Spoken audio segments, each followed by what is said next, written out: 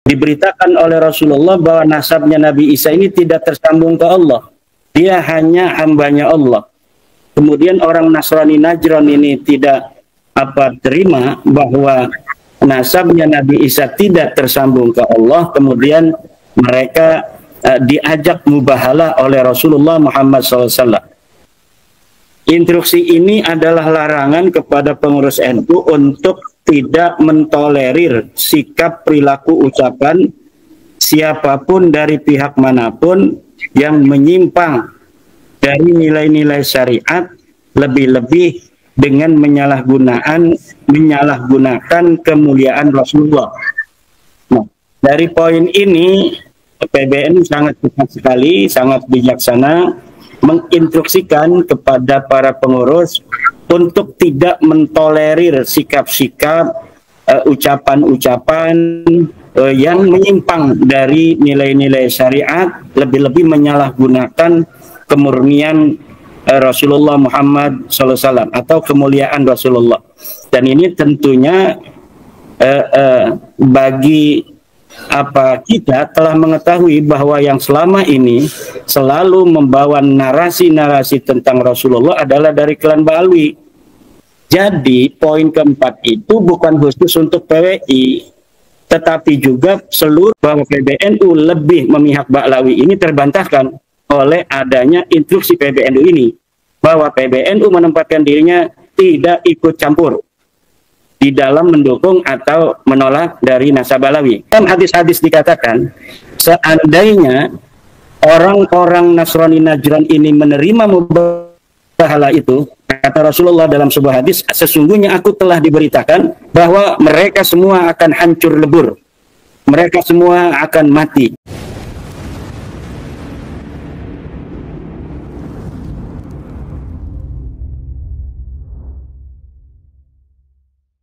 Bagaimana mubahalah itu?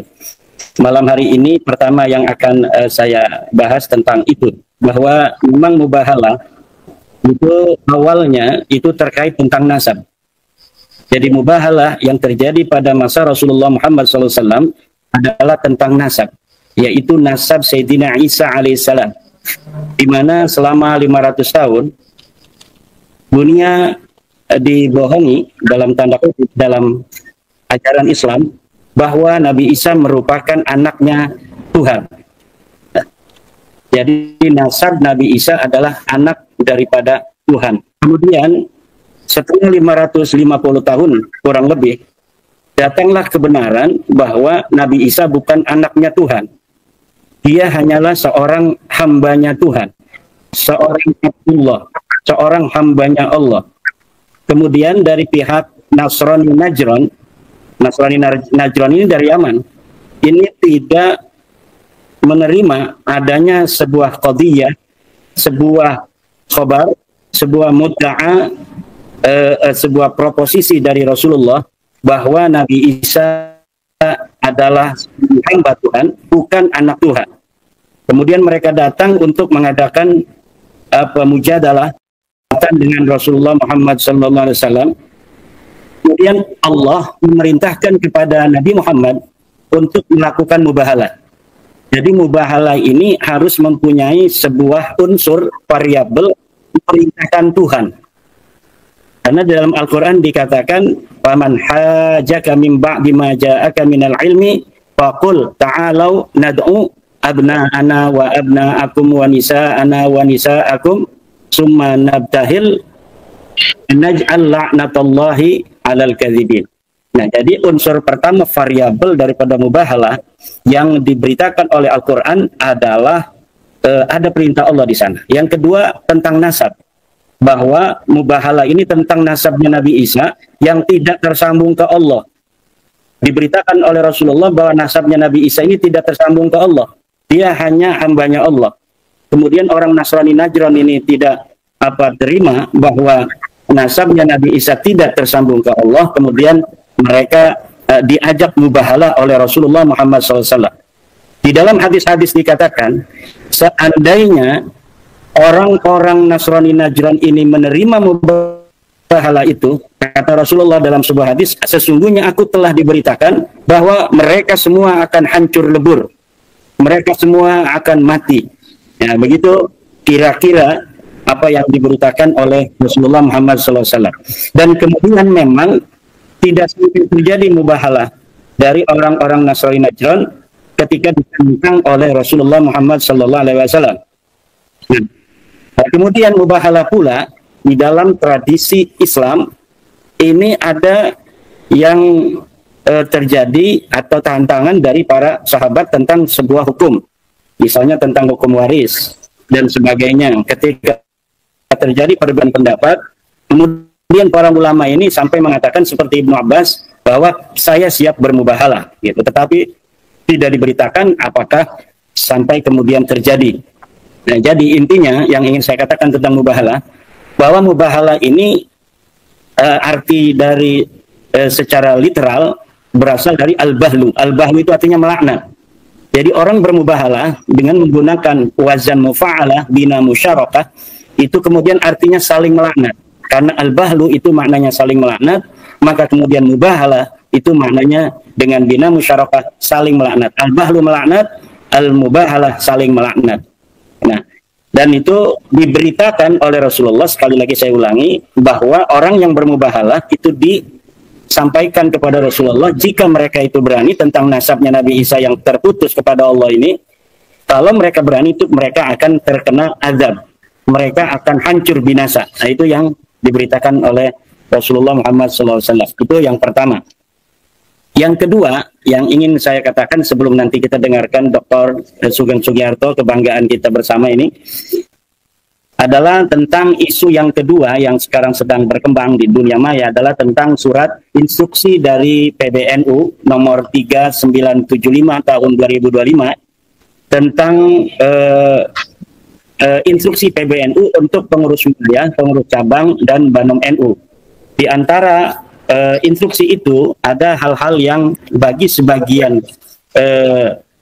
masyarakat ini dianggap ada offset di sana. Bagi sebagian masyarakat, terutama terkait dengan penyebutan nama PWILS, di mana di sana dikatakan dalam beberapa poin, ada 5 poin semuanya, dalam 1-2 poin itu terkait dengan isu nasab. Di antaranya di poin keempat menyebut secara tegas nama Perjuangan Wali Songo Indonesia. Yang ingin saya katakan bahwa surat sebuah organisasi untuk kadernya itu adalah hal yang biasa dan itu wajar-wajar saja. Jadi jika PBNU sebagai sebuah organisasi kemudian membuat surat instruksi untuk kader-kadernya akan sebuah kegiatan atau akan sebuah sikap organisasi, itu adalah hal yang biasa yang harus kita hormati. Itu yang pertama. Yang kedua adalah bahwa PBNU dan PWILS secara hukum itu sama-sama organisasi yang berbadan hukum. Jadi PBNU mempunyai badan hukum tersendiri, PWILS pula memiliki badan hukum yang tersendiri. Yang keduanya memiliki kekuatan hukum untuk diperlakukan yang sama di depan hukum Republik Indonesia ini. Kemudian keduanya harus sesama organisasi yang berbadan hukum, harus mempunyai apa namanya itu sebuah komitmen untuk saling menghormati dan saling menjaga.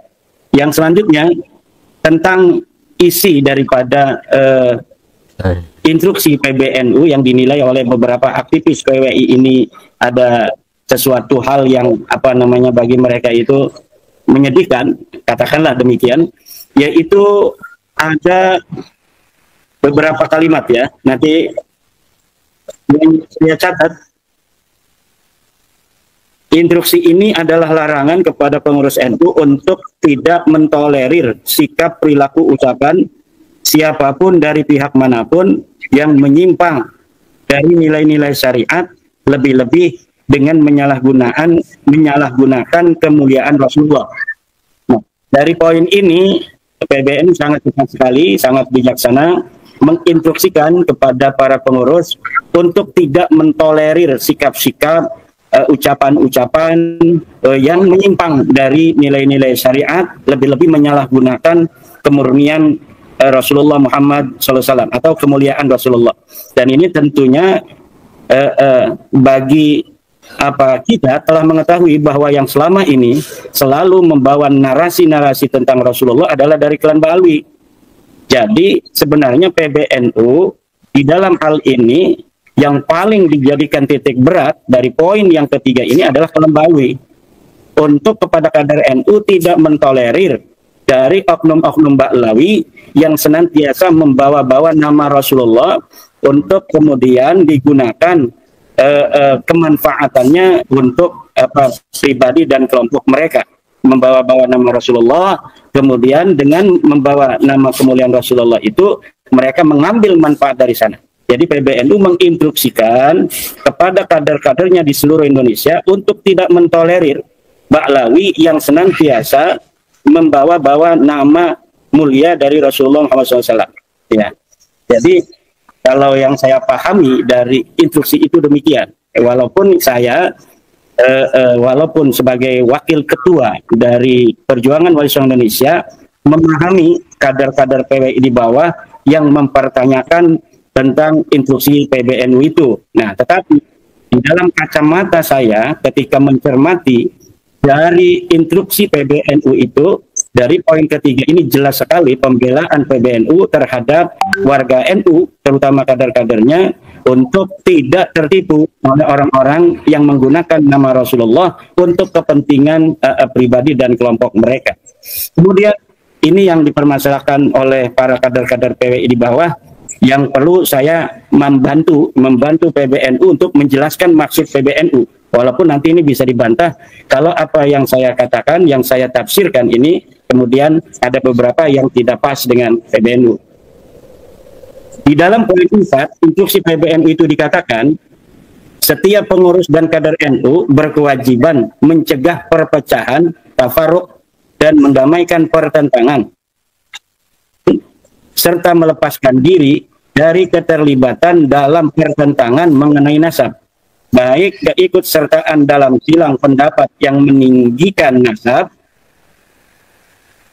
yang meninggalkan adab, maupun keikutsertaan dalam perkumpulan dan organisasi yang sengaja dibentuk untuk menjalankan permusuhan terkait masalah nasab seperti PWILS maupun yang berseberangan dengan PWILS. Yang berseberangan dengan PWILS siapa? Rabita Alawiyah, Maktab Daimi, FPI, Jatmanya Pekalongan. Itu yang bertentangan dengan PWILS. Jadi poin keempat itu bukan khusus untuk PWI, tetapi juga seluruh kader NU tidak boleh berada di pihak Rabita Alawiyah, tidak boleh berada di pihak FPI, tidak boleh berada di pihak Jatma, tidak boleh berada di pihak Maktab Daimi. Ini tentunya instruksi yang gelontorkan oleh PBNU terkait dengan sebelumnya ada beberapa kader-kader NU bahkan di PBNU yang ikut-ikut membela nasab Ba'alawi. Ada Gus Fahrur, ada Gus Nusron, ada Gus Faiz, ya kan, yang ikut serta di dalam perdebatan nasab ini. Nah, sekarang dengan adanya surat PBNU ini tidak boleh lagi ada kader-kader NU baik di tingkat pusat seperti nama-nama yang telah saya sebutkan maupun di tingkat wilayah dan tingkat kabupaten yang membela nasab Ba'alawi. Jadi ikut serta di dalam kegiatan PWI juga itu diinstruksikan tidak boleh. Begitu pula ikut serta di dalam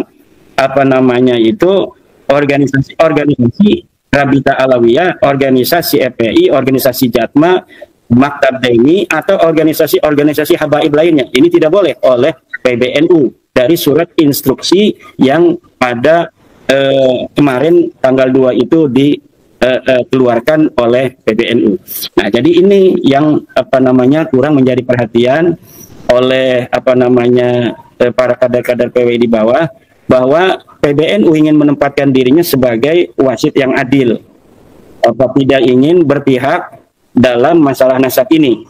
Dan ini dengan adanya instruksi PBNU ini menegaskan bahwa framing-framing atau sebuah pandangan-pandangan dari beberapa pihak yang menyatakan bahwa PBNU lebih memihak Ba'alawi ini terbantahkan oleh adanya instruksi PBNU ini. bahwa PBNU menempatkan dirinya tidak ikut campur di dalam mendukung atau menolak dari nasab Alawi. Tetapi PBNU mempunyai kepentingan untuk mengislah datil bain itu agar tidak terjadi perpecahan di antara masyarakat.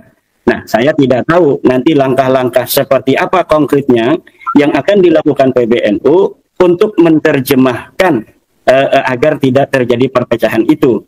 Apakah nanti diinstruksikan atau diminta Ba'lawi untuk tidak lagi mengaku-ngaku sebagai keturunan Nabi di hadapan masyarakat Indonesia?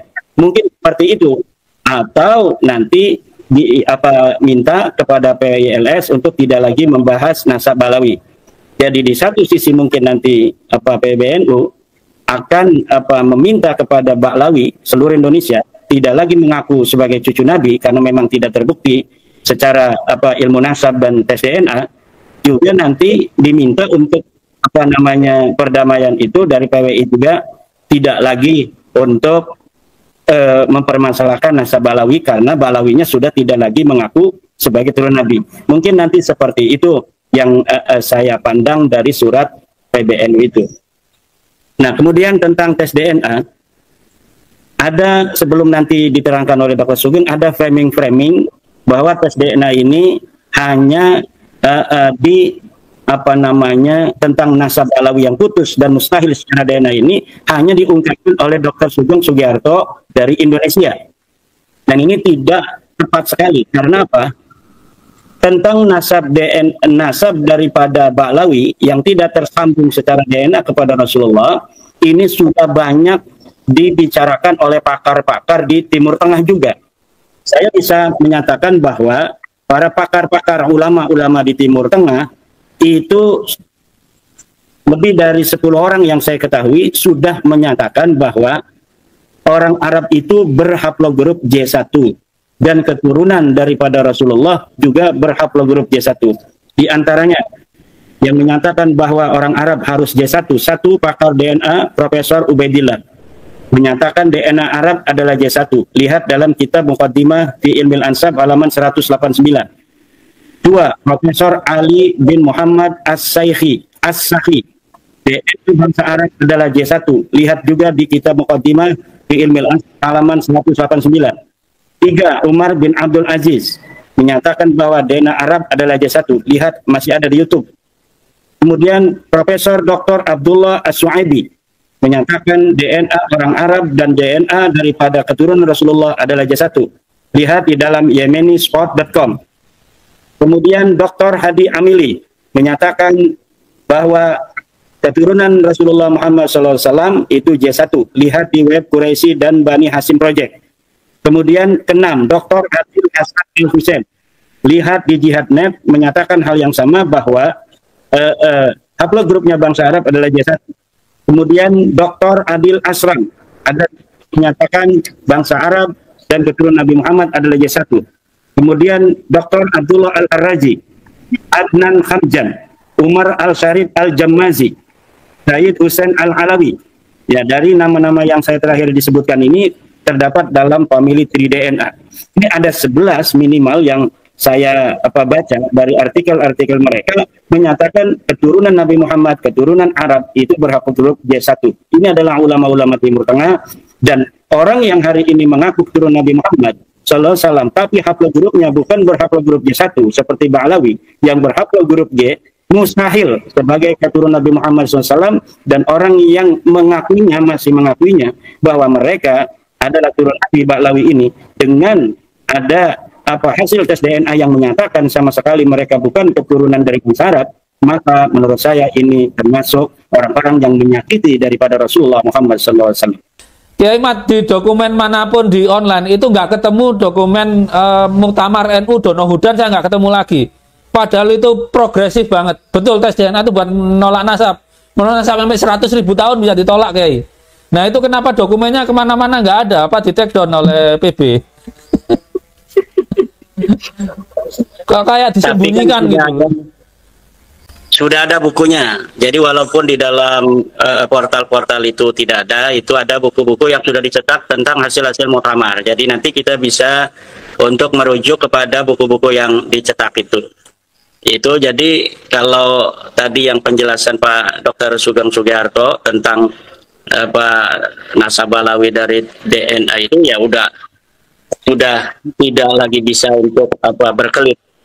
Saya kira tadi pertanyaan Pak Fatul Huda tentang apa balik ke apakah ada para ilmuwan-ilmuwan yang kemudian menginterupsi dari kesimpulan bahwa orang Arab itu J1 dan itu sudah begini, saya perhatikan semakin lama dari mulai tahun 2000-an itu bahkan sebelum itu semakin banyak sampel-sampel itu ditemukan semakin memperkuat bahwa orang Arab keturunan Nabi Muhammad SAW hari ini ya J1 itu.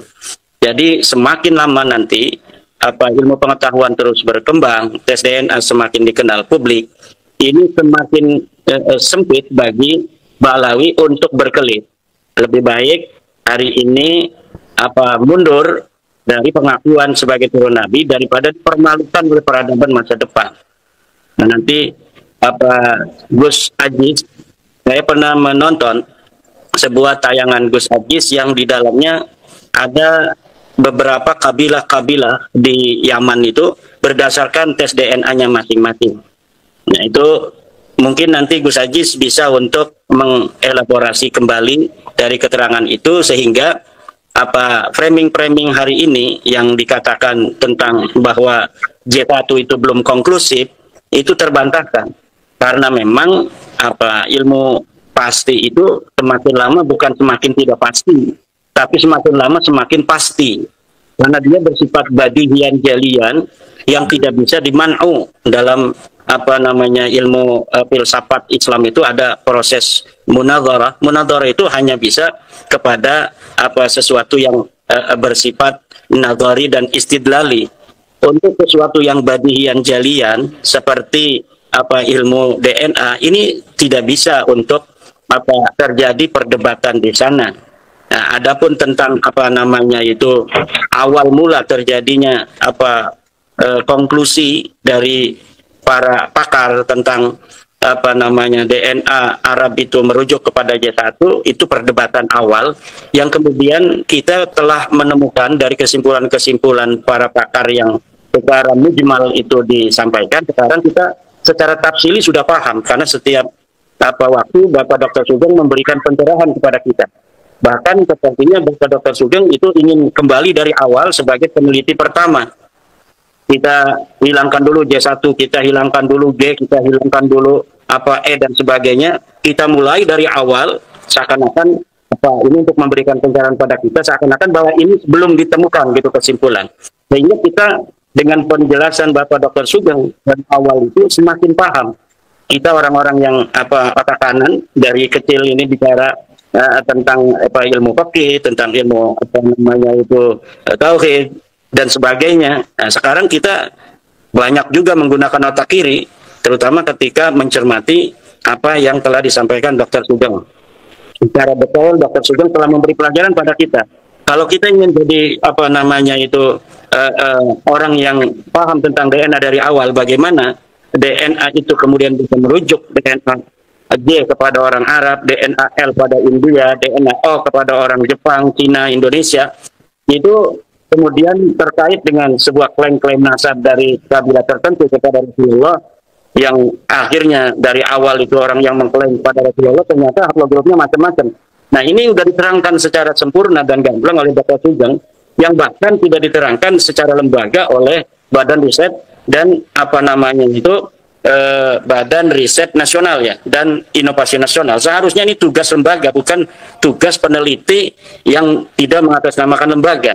Nah saya juga merasa bahwa ini ketua BRIN ini perlu diganti oleh Bapak Prabowo Subianto, siapa namanya itu Pak Handoko ini, karena Pak Handoko kepala BRIN ini tidak memiliki sebuah kepedulian terhadap tugas dia sebagai seorang pimpinan BRIN. Maka saya minta ini Bapak Prabowo untuk mengevaluasi dan memecat Saudara Handoko kepala BRIN ini yang tidak memberikan ruang terhadap peneliti-penelitinya untuk meneliti nasab Balawi ini sehingga bangsa Indonesia bisa ditipu oleh orang-orang yang mengaku nasab Nabi. Ini apa kerjanya BRIN selama ini? Kan kita tidak tahu apa kerjanya dia. Apa inovasi yang apa terbarukan yang dapat persembahkan oleh Bapak Handoko sebagai kepala BRIN selama dia menjabat. Tidak ada sama sekali. Bahkan Bapak Dr. Sugeng yang jelas-jelas ini memberi pencerahan terhadap masyarakat Indonesia, pangkatnya diturunkan. Dan ini saya meminta sebagai warga negara Indonesia yang membayar pajak pada Bapak Prabowo agar memecat Kepala Badan Riset Nasional, Bapak Handoko ini, untuk diganti dengan orang yang lebih mempunyai integritas dan kapabilitas dalam menjadi seorang kepala badan riset, sehingga Indonesia ini yang hari ini memerlukan riset-riset terbarukan untuk ketahanan pangan, untuk nasab dan lain sebagainya, ini bisa untuk memenuhi harapan publik. Karena Bapak Handoko ini sudah jelas tidak bisa memenuhi harapan publik, bahkan sewenang-wenang telah menurunkan pangkat Dr. Sugeng yang telah memberi pencerahan tentang tes DNA, tentang DNA nasab daripada orang-orang yang mengaku turun Nabi ini. Coba ini Gus Abdul Aziz Jazuli, saya ingin mendengar suaranya yang indah ini. Assalamualaikum. Assalamualaikum warahmatullahi wabarakatuh. Terima kasih Kiai Imad dan Dr. Sugeng serta Mas Fathul ya. Tadinya nggak niat mau ikut naik ya. Jadi ada dua hal tadi yang dipertanyakan oleh Dr. Sugeng. Dr. Sugeng mungkin untuk hasil muktamar ya, hasil keputusan muktamar Nahdlatul Ulama yang ke-31 di Asrama Haji Donohudan Boyolali, itu bisa dicek di sini, Dok. Ahkamul Fuqaha solusi ini dikumpulkan oleh tim tim NU ini, LTN PBNU, dan menyebutkan mengenai DNA. Sedikit saya bacakan ya secara ringkas. Penetapan nasab berdasarkan tes DNA. Pertanyaan: apakah tes DNA bisa dimanfaatkan untuk dasar hukum dalam ilhaq nasab sebagaimana Al-Qiyafah? Jawaban: bisa untuk menafikan ilhaq nasab, namun belum tentu bisa untuk menentukan ilhaq nasab. Setuju. Itu ada argumennya. Jadi sini, Dok. Jadi sesuai prinsip sains ya, kalau sains itu kan mendekati kebenaran, menjauhi ketidakbenaran. Di antara kebenaran dan ketidakbenaran, yang pasti yang mana? Yang tidak benar toh, kita jauhi dulu. Yang pasti itu tidak benar, yang tidak benar kita tinggalkan. Baru kita dekati kebenaran terus-menerus dengan banyak bukti. Tapi kalau dari awal sudah tidak benar, ya nggak perlu kita teliti, kita anu lagi. Kita kalau meneliti ikan, ya kita pilih ikan segar-segar, yang busuk nggak mungkin langsung tinggal. Jadi yang tidak benar itu yang jelas pasti. Tapi yang benar itu ada derajat kebenarannya, berapa persen derajat kepercayaannya. Itu kalau di sains begitu. Tapi kalau sudah tidak benar, ya nggak ada derajat ketidakpercayaan, itu nggak ada. Adanya derajat kepercayaan, itu mengukur kebenaran. Nah kalau seperti Mbak Alawi gini, lawang kakek bersamanya dengan Kohanim aja 20.800 tahun yang lalu. Kemudian haplogrup G Kohanim yang ditemukan cuma di Askenazi saja. Harusnya kalau benar keturunan Nabi Ibrahim, itu di Separdi ada. Di keturunan Nabi Yakub yang bukan Israel dan bukan Askenazi dan Separdi juga harus ada. Nyatanya distribusinya ngumpul di Askenazi saja. Artinya distribusinya udah kurang. Beda dengan J1 di Kohanim itu ya. Di Separdi ada, di Askenazi ada, yang bukan Separdi dan Askenazi ada, misalnya di Misra itu ada. Distribusinya merata. Itu menunjukkan indikasi kuat mereka keturunan Nabi Yakub karena di semua cabang keluarganya ada. Tapi kalau kita temukan misalnya geni di Nabi Muhammad, keturunan Nabi Muhammad cuma ada Husaini, Hasaninya nggak ada. Nah, gimana? Terus keturunan Umar Al-Atraf nggak ada, yang G juga nggak temu. Keturunan Abbas bin Ali juga nggak ada. Keturunan bin Ja'far bin Abi Thalib nggak ada haplogrupinya, haplogrup G. Jadi tantangan buat Balawi kalau misalnya Hadi Amili nyusun dataset 1.800 sekian. Mereka keluarin dataset Balawi 1.800 sekian, tapi seluruh keturunan Nabi Ibrahim. Cabang Nabi Ishak ada, cabang Nabi Ismail ada, cabang Haqqani juga ada, kan masih sepupunya tuh. Cabang Haqqani juga ada. Jadi yang belajar biologi bisa menyusun pohon silsilahnya. Beladanya cuma Balawi, Bani Tamim sedikit, Bani Tamim itu cuma 5 orang, 3 orang yang dekat berkerabat. Al-Hasani juga cuma 1 orang, itu pun kakek bersamanya kalau nggak salah 8.900 tahun yang lalu. Hasan sama Husain itu baru 1.400. Kok bisa hitungannya 8.900, kan ngaco itu. Nah seperti itu. Jadi benar bahwa tes DNA itu bisa menolak nasab karena dibuktikan 2 orang ini nggak bersepupu sesuai kakek mereka. Kalau 2 orang ini bersepupu 1.400 tahun, berarti kakek mereka itu 1.400 tahun yang lalu. Hasan dan Husain, Umar, Abbas bin Ali maksudnya, bukan Abbas bin Abi Thalib, bukan Abbas bin Abdul Muthalib ya, dan Hanafi itu kakek bersamanya harus 1400 tahun yang lalu harusnya. Saya kembalikan ke Gus Aziz. Siap. Nah dulu kemudian pernah ini dok, saya itu pernah menampilkan. Ini kayaknya pernah saya kirim ke Dokter Sugeng itu, cuman bahasa Arab dok, versinya nggak kelihatan ya. Aduh. Nanti saya kirim dok. Ini tahun 2021, 20 Juni 2021, di mana ada satu komunitas di sana yang mengumpulkan hasil-hasil DNA dari berbagai macam suku dan kabilah yang ada di Hadramut dok.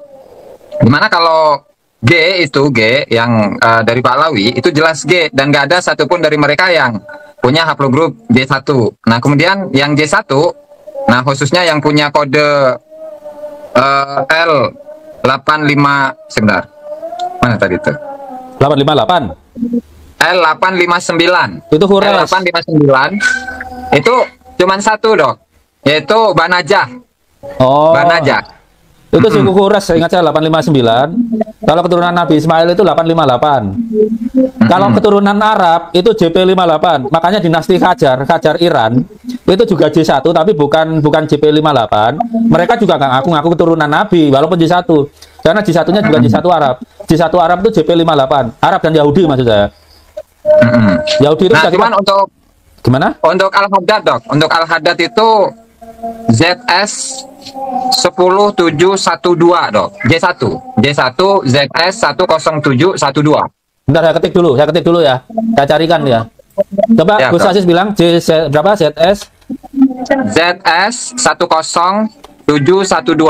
10712. Bentar saya carikan dulu.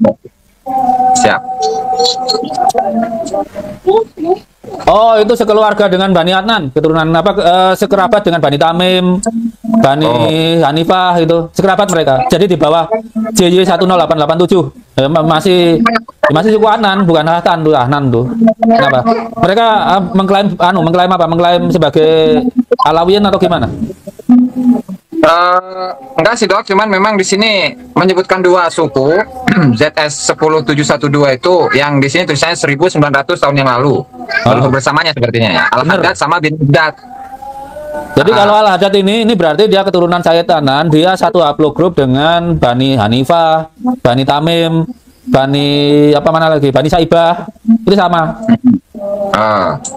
Kemudian yang ini dok, yang satu haplogrup sama Ba'alawi dari beberapa suku yang ada di Hadramut itu ada Banafi, Bahurmus, As-Samahi, Bazuhair, Bama'bad. Nah, itu 5, 1, 2, 3, ada 6 kabilah dok. 6 kabilah yang GM201. Nah hanya gini dok, dari beberapa ya baik itu Kibin atau Kabibnya gitu kan selalu menyaksikan mengenai keakuratan DNA dok. Jadi contohnya seperti kemarin Bani Syaibah itu sampel dari beberapa keluarga Bani Syaibah itu ada 3 dok, dari 11 sampel. Ada yang T, ada yang R, kemudian J dok. Itu bisa dijelaskan dok lebih ini. Itu pasti dulu itu terjadi admixture. Admixture itu misalnya kita dapat menantu dinasabkan. Suku-suku Arab itu kan sifatnya konfederasi. Jadi yang paling sering itu malah Bani Abbas. Bani Abbas itu kalau laki-laki unggul, nanti kita bahas papernya. Kalau laki-laki unggul, pinter berperang, pinter berpikir, itu dia dijadikan dijadikan besanan, keturunannya dia bin Abbaskan. Itu ada di bukunya Dr. Majid Robinson. Itu ada. Karena kita bisa menghitung reverse populasi. Kenapa jumlah Bani Abbas setelah memimpin Kekaisaran Abbasiyah itu banyak banget? Tapi waktu masih berada di Mekah dikit banget. Ternyata orang-orang yang berbakat itu dijadikan keluarga. Nah, jadi yang Bani Saibah, Bani Tamim itu juga besar sekali. Bani Tamim itu ada J1, J2, ada T, ada R gitu. Dan itu menurut saya wajar-wajar aja. Mungkin kalau orang Jawa diterima itu. Karena kita namanya keturunan ya keturunan, nggak peduli anak laki perempuan. Masalahnya kan Balawi ini nuntut garis laki-laki. Ternyata nggak ada satu cabang pun. Kalau Bani Tamim ada J1-nya keturunan Nabi Ismail. Kelihatan bisa dihitung. Yang J2 bukan, tapi bisa jadi itu menantunya dulu. G mungkin dulu juga menantu, yang R juga dulu mungkin menantu gitu. Mereka kan nggak ngaku-ngaku keturunan Nabi, ya udah kita terima aja itu saudaranya dulu mungkin. Karena sifat suku Arab kan konfederasi. Mungkin Kiai Imad bisa nerangkan lah dulu. Karena begini, Abdullah Al-Katiri itu bercerita, kan Al-Katiri itu sampai sekarang J1 dan J2, hanya J1 dan J2 gitu. Yang J2 itu ternyata suku kecil yang diserap oleh suku besar untuk memperkuat suku besar. Marganya di Al-Katiri kan gitu. Yang J2 itu dari suku yang lebih kecil. Nah, apakah yang lain gitu? Nah, kalau Balawi bisa jelaskan kayak gitu mungkin. Dulu kami diserap Al-Husa ini, misalnya saya budaknya dimerdekakan diambil mantu gitu. Enak kalau neranginya kayak gitu, nggak ada keterangannya. Begitu, nggak ada keterangannya gitu. Kalau yang Bani Tamim itu kira-kira Bani Tamim itu dengan Bani Kohen.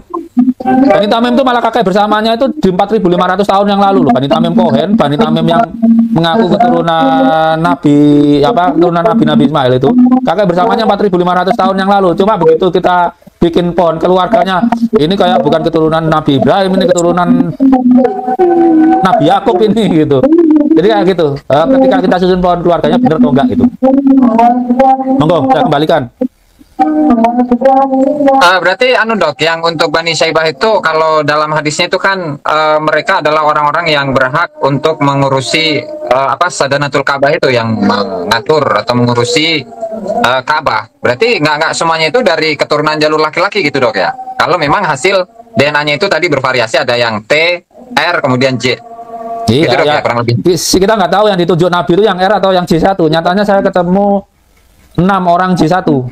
6. Iya, 6 orang J1.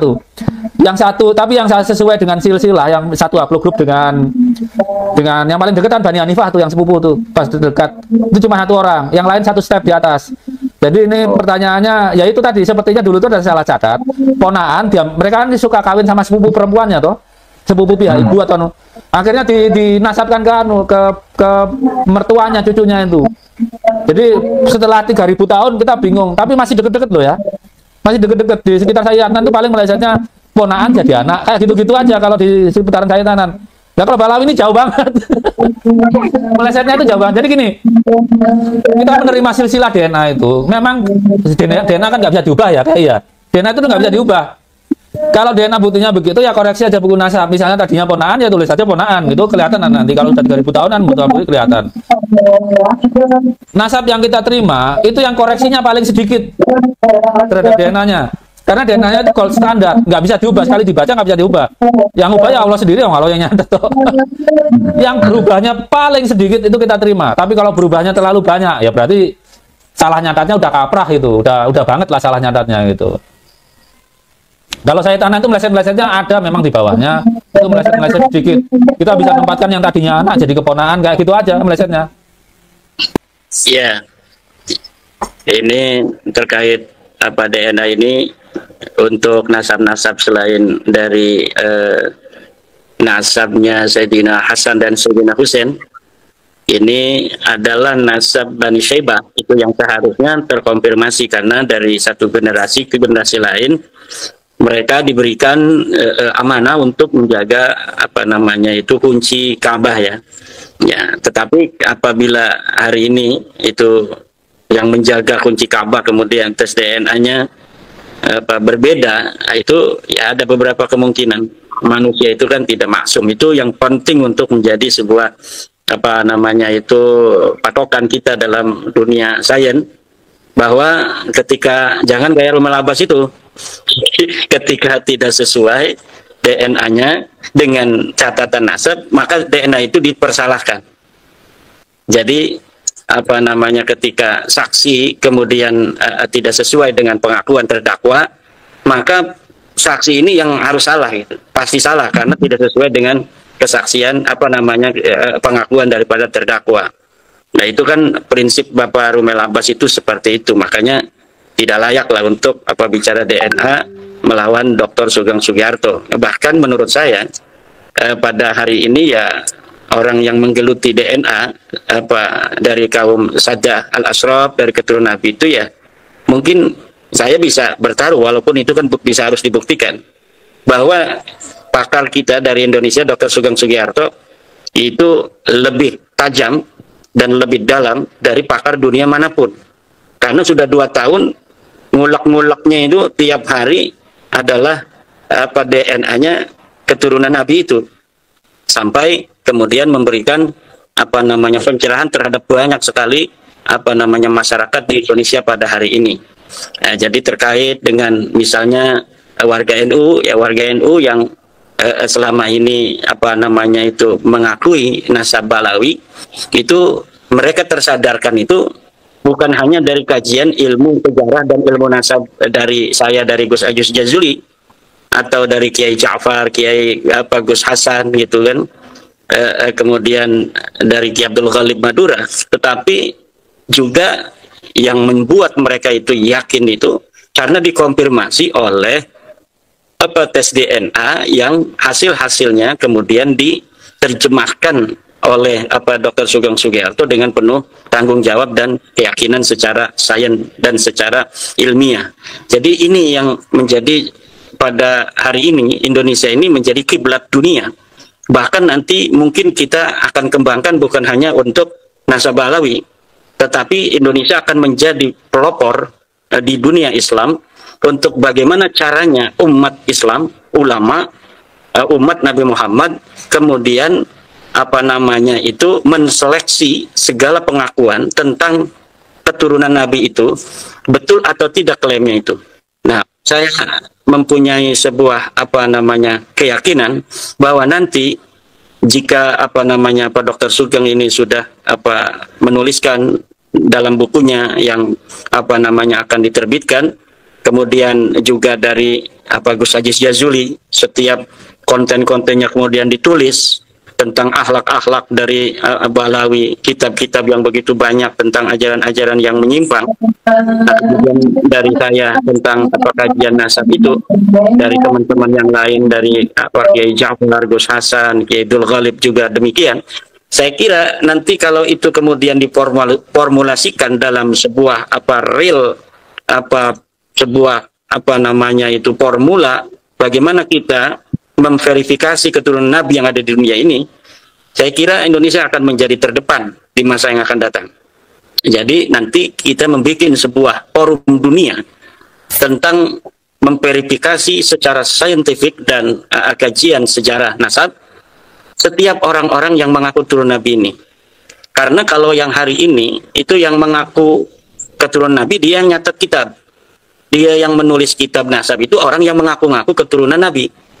Ibrahim bin Mansur, seorang pemalsu nasab di Saudi Arabia, dia ini banyak menulis tentang teori kitab nasab, bagaimana cara kita untuk memverifikasi nasab, tetapi dia punya kepentingan di sana karena dia mengaku sebagai keturunan Nabi juga.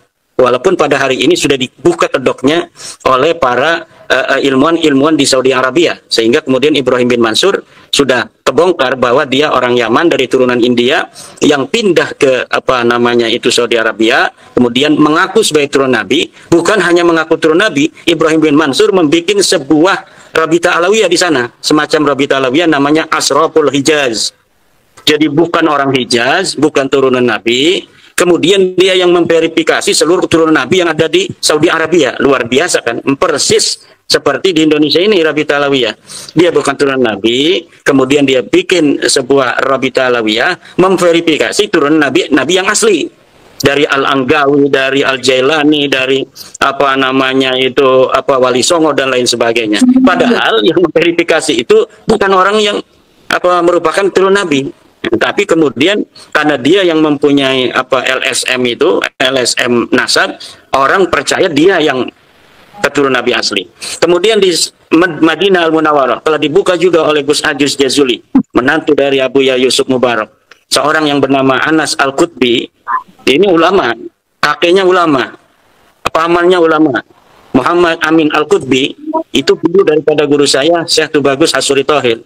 Saya silsilah sanad gurunya Tubagus Hasuri dan saya Muhammad Amin Qutbi di Saudi Arabia. Nah, dari keluarga Qutbi ini mengaku keturunan Nabi.